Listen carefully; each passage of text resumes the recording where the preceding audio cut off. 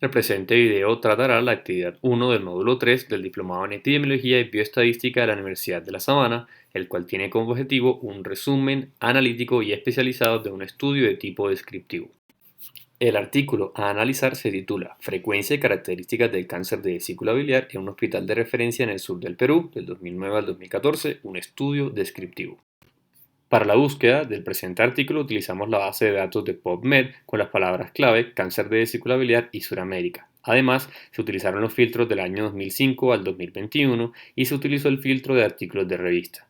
En total se obtuvieron 49 resultados y en la octava posición se encontró el estudio que vamos a analizar.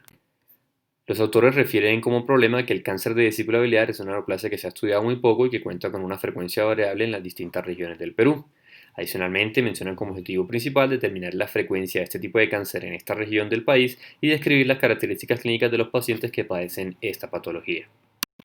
Este es un estudio observacional, descriptivo y retrospectivo que se llevó a cabo en el Hospital Regional Honorio Delgado en el sur del Perú entre el año 2009 al 2014. Se utilizó como fuente de información las historias clínicas y los resultados anatomopatológicos de las muestras de colecistectomía de pacientes que se llevaron a cirugía en este periodo de tiempo.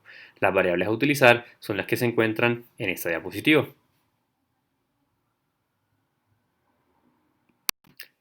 Los autores mencionan los siguientes resultados principales. De 2.991 muestras anatomopatológicas de las colecistectomías realizadas en ese periodo de tiempo, 75, lo que equivale a un 2.5%, se trataron de casos de cáncer de vesícula biliar. El síntoma más encontrado en estos pacientes fue el dolor de tipo cólico biliar, seguido de la presencia de náuseas y vómito. La mayoría de los pacientes fueron mujeres mayores de 60 años con un índice de masa corporal en rango de normalidad o desnutrición, y el tipo histológico más frecuente de adenocarcinoma fue subtipo tubular.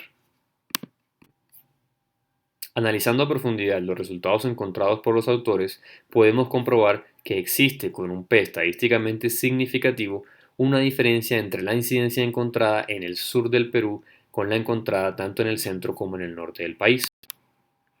Analizando los demás resultados, podemos comprobar que la mayoría de los pacientes fueron mujeres mayores de 60 años con diagnósticos preoperatorios de colelitiasis y colecistitis, cuyos síntomas principales eran el dolor de tipo cólico acompañado de náuseas y vómito. La mayoría de los pacientes con un índice de masa corporal menor de 25, con vesículas de un alto grosor, con presencia de cálculos y sin presencia de pólipos. En cuanto a las conclusiones referidas por los autores, estos mencionan que la frecuencia del cáncer de vesícula biliar en el sur del país es mayor que la reportada en los estudios tanto del centro como del norte del país, y lo anterior puede deberse ya sea a factores genéticos o ambientales, utilizando como ejemplo el alto consumo de rocoto en esta región del país, el cual es un alimento con un alto porcentaje de aflatoxina, una toxina que ya ha sido estudiada e identificada como un posible factor de riesgo para este tipo de neoplasias. Adicionalmente, refieren que las características más frecuentes encontradas en la población de estudio fueron el sexo femenino, una edad mayor de 60 años, y un estudio anatomopatológico consistente con adenocarcinoma de subtipo tubular.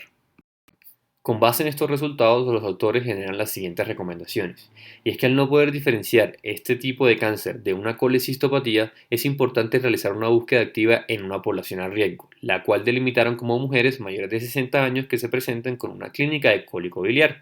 En ellos consideran relevante dos cosas. Lo primero, priorizar los estudios anatomopatológicos en la población para poder llegar a un diagnóstico temprano, y lo segundo, enseñar a los cirujanos la detección intraoperatoria para poder llevar a cabo un tratamiento médico oportuno y curativo. Por último, queremos hacer nuestros comentarios acerca de este artículo. En primer lugar, consideramos que al tratarse de una neoplasia poco frecuente, los estudios descriptivos son un gran primer paso, ya que permiten describir la población enferma para generar hipótesis acerca de posibles asociaciones, y con ello promover posteriormente la realización de estudios de corte analítico que permitan identificar los factores de riesgo específicos para la población a estudio.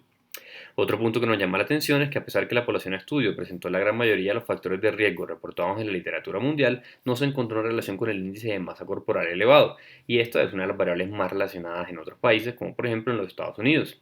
Este punto nos parece relevante porque es prueba de que aunque se trate de una misma enfermedad en dos poblaciones distintas, podemos encontrar factores de riesgo diferentes, motivo por el cual es importante que se realicen estudios locales y no se extrapolen todos los resultados.